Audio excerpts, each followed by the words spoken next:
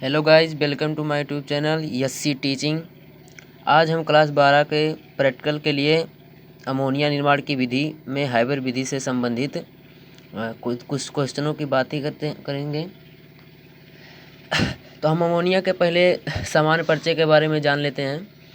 तो अमोनिया का सामान्य परिचय के बारे में देखते हैं कि इसका अमोनिया का सूत्र क्या होता है, NH3। और इसमें नाइट्रोजन की उपस्थिति के कारण यह किसका यौगिक है, नाइट्रोजन का प्रमुख यौगिक है। ठीक है, तो किसकी उपस्थिति के कारण, नाइट्रोजन की उपस्थिति के कारण, या नाइट्रोजन का यौगिक है। पूछेंगे कि अमोनिया किसका यौगिक है, तो नाइट्रोजन का यौगिक है। ठीक है, यह अस्थाई हैलाइड है, मतलब इसका जो ये अमोनिया होता है ये हाइड्रोजन तत्व का, तो यह अस्थाई है। क्यों? ठीक है, अस्थाई है। ठीक है, और इसकी अमोनिया की प्रकृति क्या होती है, देखिए इसकी प्रकृति क्या होती है, क्षारीय होती है। ठीक है, अमोनिया की प्रकृति क्षारीय। तो इसके बारे में पूछेंगे, सूत्र क्या है, NH3 अमोनिया। तो इसके पूछेंगे कि यह किसका यौगिक है, क्योंकि इसमें दो तत्व मिले ना, नाइट्रोजन और हाइड्रोजन, तो ये यौगिक का निर्माण करता है। तो जब दो या दो से अधिक तत्व मिलकर क्या इसका निर्माण करते हैं, यौगिक का। तो यौगिक किसका है, नाइट्रोजन का प्रमुख यौगिक है। ठीक है, और यह अस्थाई हैलाइड है। और प्रकृति इसकी क्या होती है, क्षारीय होती है। प्रकृति क्षारीय होती है। अणुभार कितना होता है, अणुभार मतलब होता है कि उसमें उपस्थित सभी तत्वों के अणुभार। तो नाइट्रोजन में NH3 होता है, तो नाइट्रोजन कितने स्थान पे है, 7 पे, और हाइड्रोजन पहले पे। तो जो अणुभार होता है उसका दुगना होता है, तत्व का जो अणुभार होता है उस तत्व के परमाणु क्रमांक का दुगना होता है। तो 7 दूना 14 और प्लस और 3 एकम 3, तो 4 14 3 17। ठीक है, तो इसका अणुभार कितना हो गया, 70। अब अमोनिया का जो सर्वप्रथम निर्माण किसने किया था, तो प्रिस्टले ने किया था। किसने? इस वैज्ञानिक का नाम प्रिस्टले था, कि अमोनिया का सर्वप्रथम निर्माण प्रिस्टले ने किया था। कितने सन में, 1774 में। तो एक क्वेश्चन यहाँ से बनेगा कि अमोनिया का फॉर्मेशन सबसे पहले किसने किया था, तो प्रिस्टले ने किया था। और अमोनिया का सूत्र जो NH3 अमोनिया का सूत्र है, इसको सर्वप्रथम किसने दिया था, डेवी ने। तो इन दोनों वैज्ञानिकों का नाम रखना याद करना बहुत ज़रूरी है वाइवा के लिए, कि आप हैबर विधि से अमोनिया बनाएं तो अमोनिया की जो सामान्य परिचय है उसके बारे में क्या जानते हैं, तो उसके बारे में हम सूत्र जानते हैं। NH3 होता है, यह नाइट्रोजन का प्रमुख यौगिक है, यह अस्थाई हैलाइड है। प्रकृति कैसे होती है अमोनिया की, तो प्रकृति इसकी क्षारीय होती है। अणुभार कैसा होता है, तो अणुभार इसका 17 होता है। अमोनिया का सर्वप्रथम निर्माण किसने किया था, तो प्रिस्टले ने किया था। ठीक, किसने किया था, प्रिस्टले ने। अमोनिया का सूत्र सर्वप्रथम किसने दिया था, तो डेवी ने दिया था। कितने, डेवी ने। अब हैबर विषय प्रक्रम में आ जाएंगे। तो हैबर विषय प्रक्रम में देखेंगे नाइट्रोजन और हाइड्रोजन, इसमें कौन कौन से तत्व रहेंगे, नाइट्रोजन एंड हाइड्रोजन। तो नाइट्रोजन और हाइड्रोजन को 1:3, यानी नाइट्रोजन का जो अनुपात, नाइट्रोजन का एक अणु लेंगे, नाइट्रोजन का एक अणु और हाइड्रोजन का 3 अणु, तो मिलकर क्या होगा, 1:3। तो नाइट्रोजन का एक अणु और हाइड्रोजन का 3 अणु अनुपात में लेते हैं। और निम्न ताप, ठीक है, जो निम्न ताप 450 से 500 डिग्री सेल्सियस, ताप भी पूछ सकते हैं कि इसका ताप कितना होता है, 450 से 500 डिग्री सेल्सियस, तथा 200 ATM उच्च दाब पर, दाब जो रहेगा उच्च रहेगा और ताप जो रहेगा निम्न रहेगा। ठीक है, तो उच्च दाब कितना होता है, 200 ATM। 200 ATM दाब पर गर्म करते हैं तो अमोनिया का फॉर्मेशन होता है, अमोनिया का निर्माण होता है। तो अमोनिया का निर्माण होता है, तो इसका रिएक्शन कैसा होगा, देखिए N2 यानी N2 + 3H2। तो ये दोनों मिलकर क्या अमोनिया का कितना निर्माण करेंगे, 2 अणु का निर्माण करेंगे अमोनिया का। तो इसका सूत्र हो गया 2NH3। और अमोनिया कैसी है, गैस है। ठीक है, और प्लस में 2304, ठीक है, 23,400 कैलोरी ऊर्जा का फॉर्मेशन होगा, इससे निकलेगा, क्योंकि यह एक उष्मा क्षेपी है, उष्मा क्षेपी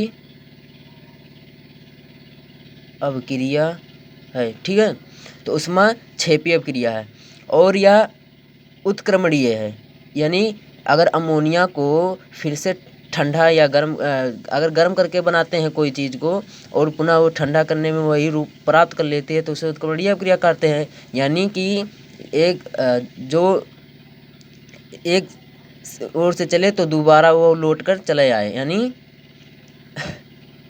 उसका अपने मूल रूप में पुनः वापस लौट आए, तो इसे उत्क्रमणीय अभिक्रिया कहते हैं। तो अमोनिया का जो निर्माण होता है वो उत्क्रमणीय फॉर्मेशन के अनुरूप होता है। इसमें कौन सी अभिक्रिया होती है? उत्क्रमणीय अभिक्रिया होती है। तो ये भी एक क्वेश्चन बन सकता है कि अमोनिया का फॉर्मेशन जो होता है उसमें कौन सी अभिक्रिया होती है? तो उत्क्रमणीय अभिक्रिया। कौन सी अभिक्रिया? उत्क्रमणीय। ठीक है। और कितनी ऊर्जा उत्पन्न होती है? 23,400 कैलोरी। ठीक है, 23,400 कैलोरी। ठीक है, तो इतना हैबर विधि के बारे में है। अब इसकी विधि के बारे में देखते हैं। तो फॉर्मेशन हो गया कि निर्माण कैसे होता है। तो इसमें नाइट्रोजन का 1 अणु और हाइड्रोजन का 3 अणु, 1 अनुपात तभी होगा 1 अनुपात 3 अनुपात। ठीक है, और इसमें निम्न ताप 450 से 500 डिग्री सेल्सियस और दाब कितना रहेगा? 200 ATM। तो ये अंक जो है, ये जो रेशियो है इसको याद करना है कि 450 से 500 डिग्री सेल्सियस ताप है, 200 ATM उच्च दाब है। ठीक है, और जो विधि है तो विधि में लिखेंगे कि इसमें निम्न ताप 450 से 500 डिग्री सेल्सियस पर 1 अनुपात 3 अनुपात में अमोनिया और नाइट्रोजन और हाइड्रोजन को लेकर उच्च दाब 200 ATM। तो दाब कितना रहेगा? 200 ATM और ताप कितना रहेगा? 450 से 500 डिग्री सेल्सियस ताप पर। उत्प्रेरक जो होता है, उत्प्रेरक क्या करता है? उत्प्रेरक का काम होता है अभिक्रिया की गति को अभिक्रिया की गति को तेज करने या धीमा करने में। ठीक है, तो अब उत्प्रेरक का कार्य क्या होता है? अभिक्रिया की गति को तेज करने या धीमी करने में। ठीक है, तो इसमें FeOMO का एक बारीक चूर्ण,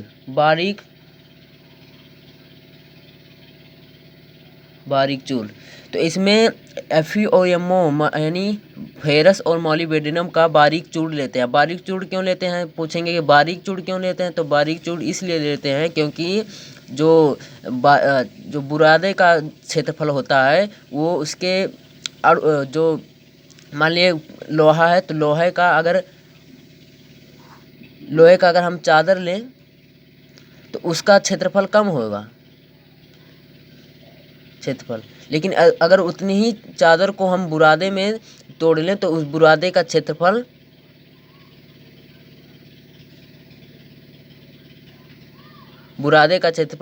ज़्यादा होगा। तो इसीलिए सतही क्षेत्रफल को बढ़ाने के लिए हम इसमें चूर्ण का उपयोग करते हैं, बारीक चूर्ण का। अब ठीक है, तो इसमें पूछेंगे कि Fe को क्या है? तो Fe उत्प्रेरक है जो इसकी गति को बढ़ाता है, और मोलिब्डेनम का प्रयोग क्यों करते हैं? क्योंकि यह उत्प्रेरक की क्रिया ज़्यादा ना होने लगे उसको कम करने के लिए। क्योंकि अगर उत्प्रेरक की अगर फॉर्मेशन शीघ्र होगा, जल्दी होगा तो उसको रोकने के लिए कुछ चाहिए ना, तो उसमें मोलिब्डेनम उत्प्रेरक वर्धक का कार्य होता है। ठीक है, और अमोनिया के फिगर के बारे में देखते हैं। तो फिगर के बारे में समझ लेते हैं। तो फिगर के बारे में देखते हैं। तो इसमें कंप्रेसर पंप लगा होता है। जो कंप्रेसर पंप मतलब क्या होता है? जो खींचे, कंप्रेसर मतलब जो अमोनिया और हाइड्रोजन को डालने और वह खींचे, और वह जो चक्र होता है ये नाचता रहता है और गैस को, अमोनिया और हाइड्रोजन के गैस को भेजता रहता है उत्प्रेरक कक्ष में।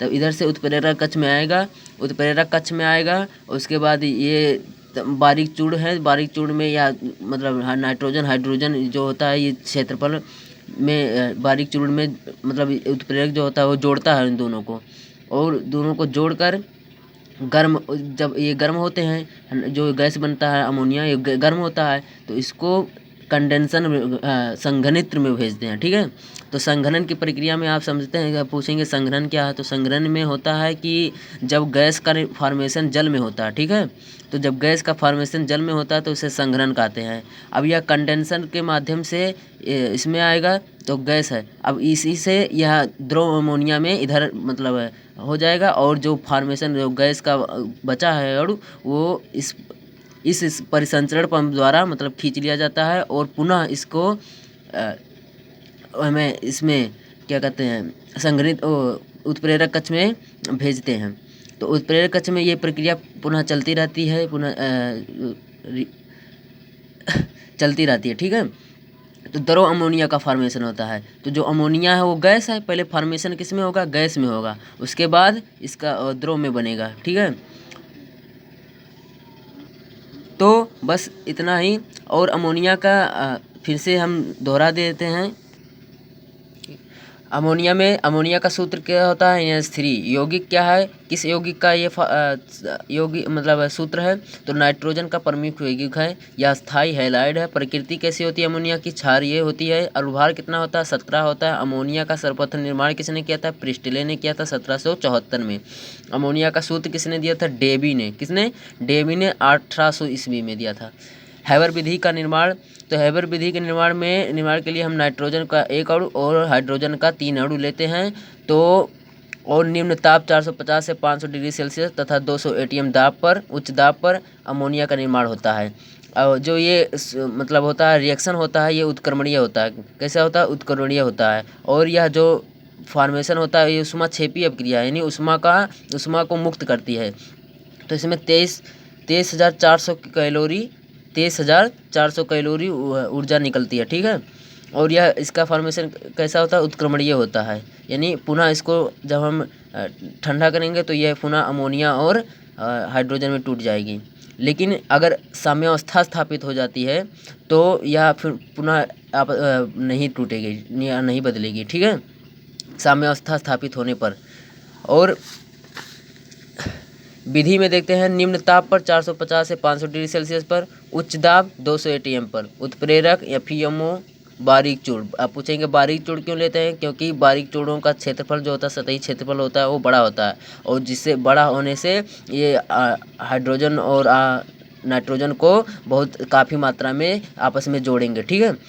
तो Fe क्या होता है, उत्प्रेरक। इसमें उत्प्रेरक कौन सा है, उत्प्रेरक Fe है, मतलब लोहा या फेरस। लेकिन मॉलिब्डेनम उत्प्रेरक वर्धक है, यानी कि प्रक्रिया तेजी से ना होने लगे उसको थोड़ा स्लो करने के लिए उत्प्रेरक वर्धक मॉलिब्डेनम का प्रयोग करते हैं। इसके भौतिक गुणधर्म के बारे में देख लीजिए। तो भौतिक गुणधर्म में देखेंगे तो अमोनिया तीव्र गंध वाली रंगहीन गैस है, ठीक है। अमोनिया क्या है, रंगहीन गैस है, लेकिन तीव्र गंध वाली। इसकी गंध कैसी होती है, तीव्र होती है। या इसे सूंघने पर पानी आ जाता है, आँखों में पानी आ जाता है, यानी यह मतलब जिस तरह धुआं होता है ना, उसे मतलब अगर आँख में चली जाए तो वह उसे पानी निकलने लगता है, यानी आंसू निकलने लगता है। तो उसी प्रकार इसे सूंघने पर आँखों में पानी आ जाता है, जो आँखों के लिए हानिकारक होता है, ठीक है। अमोनिया जल में पूर्ण रूप से विलेय है, तथा ताप बढ़ाने पर इसकी विलेयता में कमी होती है, जबकि दाब बढ़ाने पर यह बढ़ती है, ठीक है। इसीलिए इसमें उच्च दाब और निम्न ताप का प्रयोग किया गया है। उच्च दाब व ताप पर यह द्रवित हो जाती है, यानी द्रव में बदल जाती है। अगर दाब ज़्यादा रहेगा और ताप कम रहेगा तो यह द्रवित हो, यानी द्रव में। जिस प्रकार इसमें फॉर्मेशन अभी बताए हैं कि कैसे यह द्रवित होती है, यानी द्रव अमोनिया में बदलती है, क्योंकि इसमें उच्च ताप और निम्न ताप का प्रयोग किया गया है। तो इसका क्वथनांक मतलब आप लोग जानते ही होंगे। क्वथनांक मतलब होता है कि वह निश्चित ताप जिस पर कोई द्रव उबलने लगती है। तो इसमें क्वथनांक जो होता है माइनस में जाता है, -33.5 डिग्री सेल्सियस पर। तथा हिमांक जो होता है, हिमांक मतलब होता है जिसमें वह बर्फ़ जम जाए, तो -78 डिग्री सेल्सियस होता है। अमोनिया जो है एक अज्वलनशील है, मतलब इसका मतलब गुण कैसा होता है, अज्वलनशील, मतलब यह ज्वलनशील नहीं होती है। यह जलाने में भी सहायक नहीं है, यह जलने में भी सहायक नहीं है, ठीक है। तो यह जलने में भी सहायक नहीं है। अतः अमोनिया गैस से भरे जार में जलती हुई तीली ले जाने पर वह बुझ जाती है, ठीक है। अगर कहीं पे अगर अमोनिया मान लीजिए कोई डिब्बे में भरा है और उसमें अगर माचिस की तीली डाल दें तो वह बुझ जाएगी, जिस प्रकार कार्बन डाइऑक्साइड होता है। ठीक है। अमोनिया विद्युत की कुचालक होती है, परंतु जलीय विलयन में आयनों की उपस्थिति के कारण यह विद्युत का चालन करती है। जब इसे जल में डालते हैं तो यह अपने आयनों में विभक्त हो जाती है, क्योंकि विलय होना है ना, ये अच्छा पूर्ण रूप से विलय है। अमोनिया जल में पूर्ण रूप से विलय है, तो विलय है मतलब वो अपने आयनों में विभक्त हो जाती है। जब कोई यौगिक या अणु जब जल में डालते हैं तो वह अगर विलेय है तो वह अपने आयनों में विभक्त हो जाएगा। ठीक है। तो अपने आयनों में जब विभक्त हो जाएगा तो वह विद्युत का कुछ सुचालक हो जाता है। लेकिन अगर अमोनिया में डायरेक्ट अमोनिया में विद्युत प्रवाहित करेंगे तो वह जो विद्युत का कुचालक होता है। ठीक है। उपयोग के बारे में देखते हैं। तो उपयोग के बारे में देखें तो यह कृत्रिम रेशे के निर्माण में होता है। प्रयोगशाला में कहीं पर भी देखिए तो कोई भी फॉर्मेशन हो तो इसको प्रयोगशाला में अभिकर्मक के रूप में पहले बताएंगे। इसका उपयोग कहाँ होता है? प्रयोगशाला के अभिकर्मक के रूप में।